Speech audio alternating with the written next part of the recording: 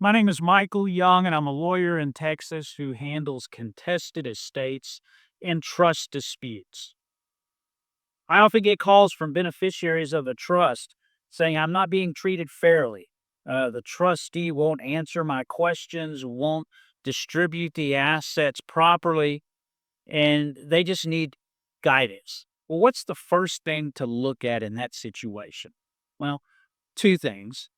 First of all, the terms of the trust, because the terms of the trust will set out the parties' relationships. They will set out who the trustee is, the procedure for removing a trustee, the standard, which is typically not just mere negligence, but gross negligence or gross disregard for their fiduciary duties.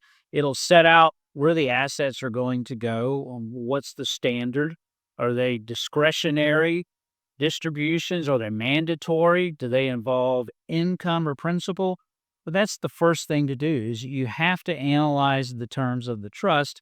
And then the second thing would be an appreciation of Texas law through the Texas Trust Code or uh, cases, written opinions from Texas courts interpreting various trust provisions and portions of the Texas Trust Code, to determine when there's a violation and what the remedy would be. But the first thing you always want to do is look at the trust.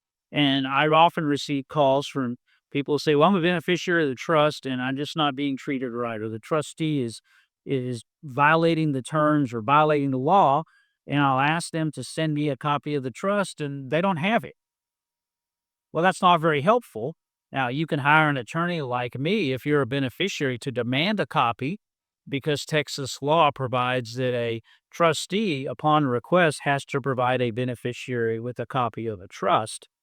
But if you think you have legitimate claims and claims that justify court intervention or uh, significant legal fees, always start with the terms of the trust.